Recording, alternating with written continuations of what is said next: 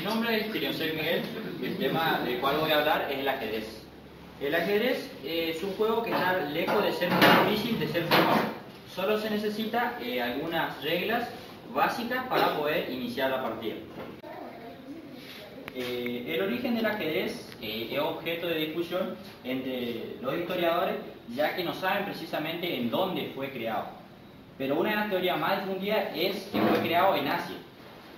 Se dice que fue creado ahí y según Harold Murray, un filólogo que es el que estudia las escrituras antiguas, dice que si se analiza los textos con los cuales se manejaba el juego y el nombre que recibió el juego que era Chaturanga, se dice que serían las partes que componían el ejército indio, que eran los carros, caballería, infantería y los elefantes.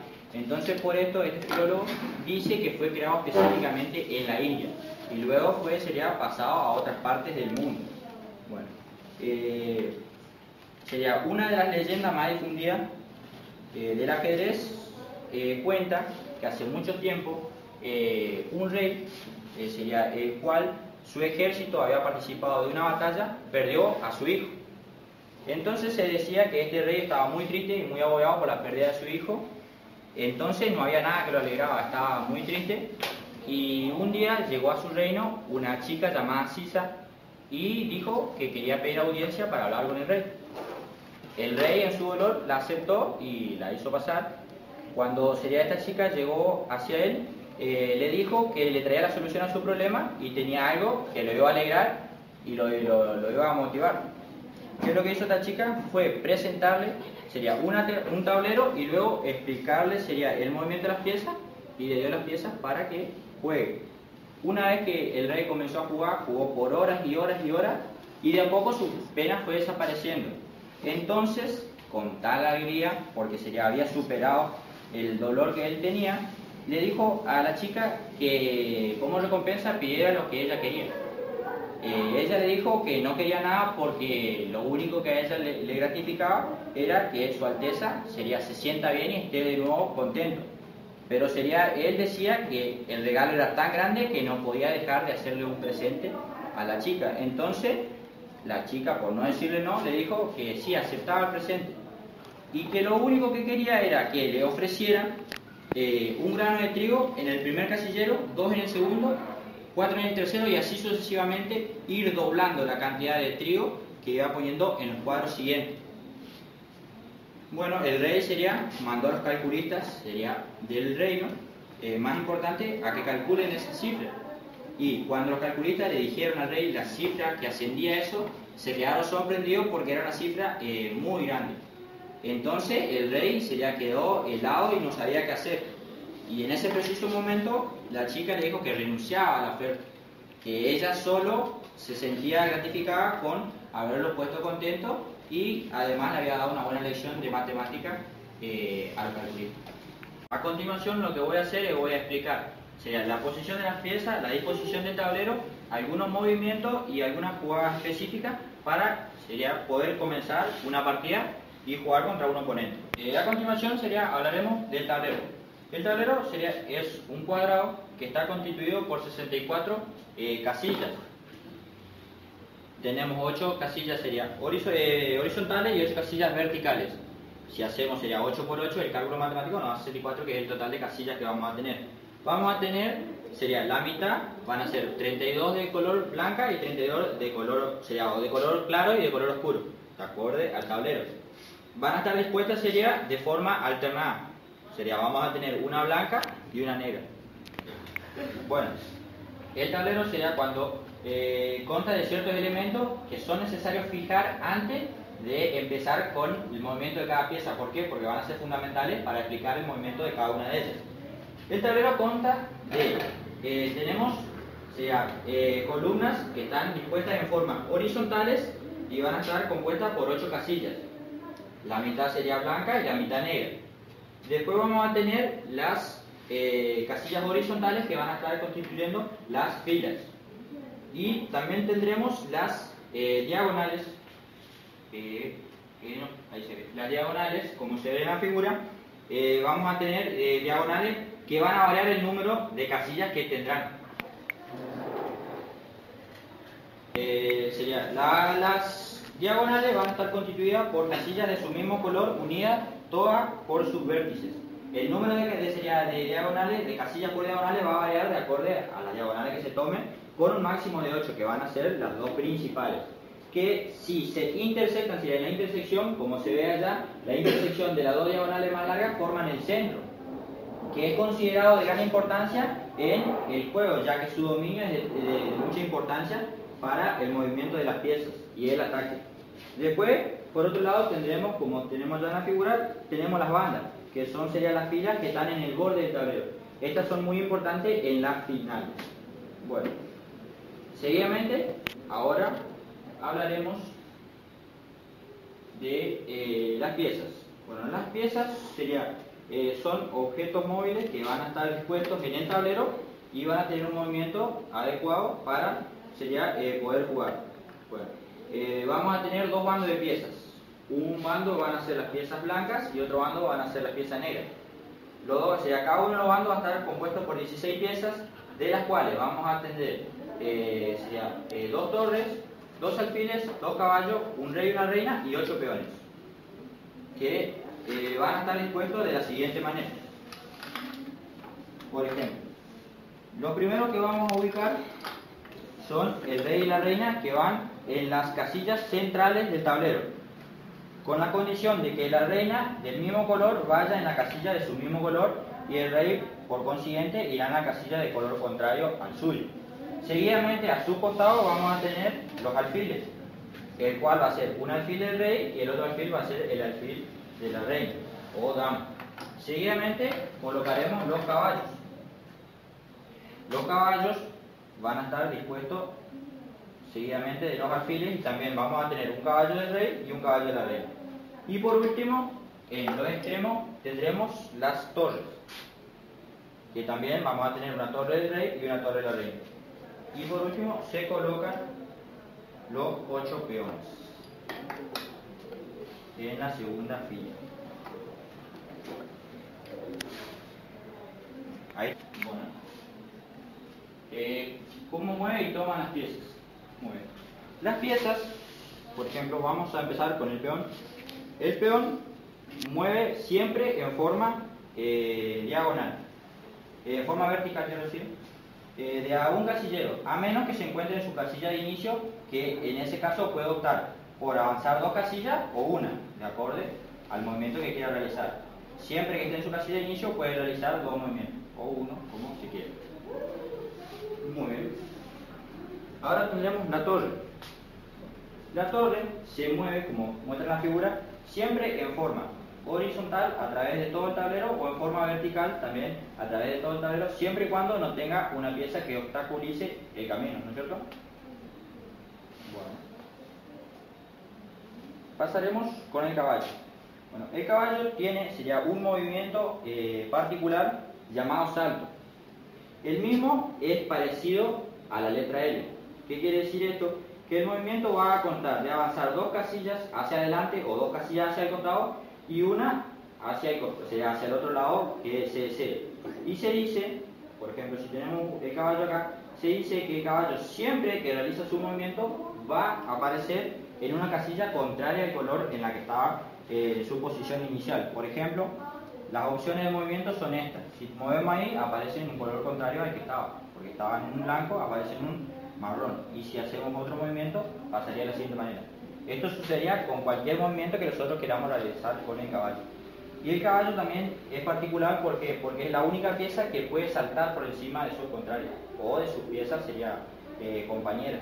Es el único que puede saltar por encima de las piezas. Por otro lado, tendremos el alfil. Con los alfiles hay casos particulares, ya que tendremos 2 alfiles por cada bando. Un alfil va a ser negro y un alfil va a ser blanco. Siempre se van a mover en forma diagonal en el tablero, pero solamente se va a poder mover por las casillas o las diagonales de color con el que se comenzó la partida. Supongamos, este estaba en las casillas blancas, siempre se va a mover por las diagonales, pero siempre en las casillas blancas. No puede pasarse de otro, sería a las otras casillas de otro color. Y lo mismo pasará con el negro. Estará limitado su movimiento a las casillas negras.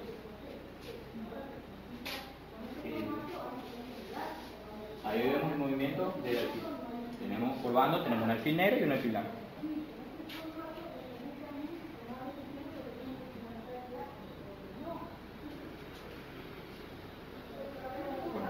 Por otro lado tenemos la reina. La reina se dice que es una de las piezas más importantes, ya que tiene una gran movilidad dentro del tablero. Es la pieza sería de mayor movilidad, ya que puede moverse sería en todas las direcciones, en forma horizontal, en forma vertical y diagonales, tantas casillas como ella quiera, siempre y cuando no haya una pieza que opte sería en todas direcciones, siempre que no haya una pieza que obstaculice su camino. La reina sería sería avanzar en todas las posiciones que ella quiere. Y por último, como ahí se ve en la figura, siempre puede en diagonales, en forma vertical y en forma horizontal, tantas casillas como se quiere. Y por último, vamos a tener el rey. El rey también tiene movimiento, sería de todos los movimientos, tiene movimiento sería en forma oblicua, en forma vertical y en forma horizontal, pero con una condición: siempre tiene que avanzar de a una casilla, no puede avanzar de más casillas, siempre tiene que avanzar de a una. Muy bien. Y ya, pero excepto en una jugada que es particular, que es denominada enroque. Es la jugada, por ejemplo, iniciemos la partida, es la jugada en que el rey puede realizar este movimiento. Sería avanzar 2 hacia la torre, y luego la torre se posiciona del otro lado del rey. Este movimiento se llama enroque. Por ejemplo, este movimiento que yo acabo de hacer se llama enroque corto, ya que yo lo hice con la torre del rey. Si yo la hubiera hecho de este lado, por ejemplo, que no estuvieran las piezas estas, tengo que avanzar hacia donde está la torre y luego la torre se posiciona del otro lado del rey. Este se llama enroque largo. ¿Por qué? Porque se hace con la torre de la rey. Esas son las dos clases de enroque. Pero para que se produzca un enroque se deben cumplir 4 condiciones. La primera es que ni el rey ni la torre hayan tenido ningún movimiento, será que no se hayan movido de lugar. La segunda es que no haya ninguna pieza que no haya ninguna pieza que lo obstaculice. El tercero es que el rey en su movimiento no pase por ninguna casilla amenazada por otra pieza contraria. Por ejemplo, si tenemos la reina acá, entonces el rey no puede hacerle el enroque porque no está en jaque, pero él al pasar por esta casilla tiene que pasar por una casilla que está siendo amenazada por el bando contrario, entonces ahí no se podría hacer el enroque. ¿Cómo toma cada una de las piezas? Bueno, las piezas, todas las piezas, estas piezas llamadas figuras, son las piezas de más importancia, son consideradas figuras. Todas estas piezas de acuerdo al movimiento que tengan, siempre y cuando, por ejemplo, el alfil siempre va a mover en forma diagonal, van a tomar las piezas del bando contrario, siempre que estén en su camino, tomando la pieza y quedando en su posición. Todas estas piezas lo harán de la misma forma, excepto el peón. El peón siempre se mueve en forma vertical, pero la toma la hace en forma diagonal. Siempre toma en forma diagonal la captura. Y hay una excepción a esta regla. La excepción a esta regla es, por ejemplo, que tengamos el peón en la posición inicial. Supongamos que el peón contrario avanzó hasta acá y nosotros queremos mover este peón. Nosotros tenemos la opción de mover uno o mover dos. Si movemos uno, ¿qué es lo que sucedería? Este peón tomaría a este peón. Pero nosotros, si no queremos ser tomado, avanzaríamos 2. Pero hay una excepción a la regla porque se dice que se llama captura al paso. El peón puede, por reglamento, avanzar en forma cruzada y tomarlo al peón sin que esté en el campo de ataque. Eso se llama toma al paso.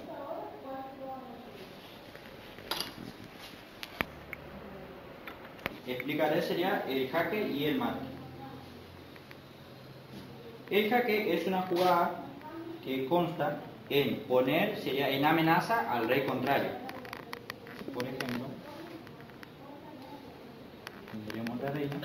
Por ejemplo, esto sería un jaque.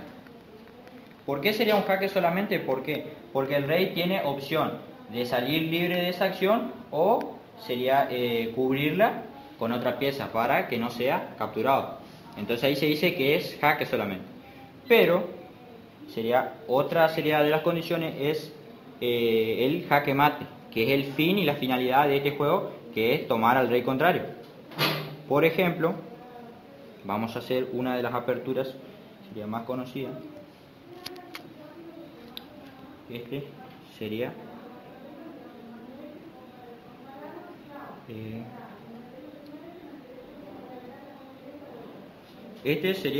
un jaque mate.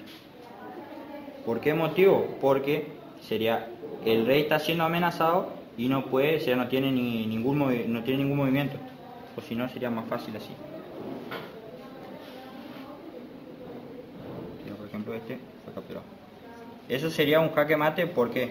Porque el movimiento que sigue es del rey y él no tiene ninguna sería alternativa de salir librado de esa acción. ¿Por qué? Porque si él captura a la reina, el alfil lo tiene amenazado, o sea, el alfil está cubriendo a la reina, entonces no puede realizar esa acción, entonces se dice que se termina el juego porque se le hizo jaque mate al rey contrario. Tiene como finalidad, como había dicho, hacerle jaque al oponente. Pero no siempre sucede esto, no siempre se gana en este juego o se pierde. También hay algunas jugadas consideradas tablas. Vamos a proceder a explicar. Por ejemplo, una tabla sería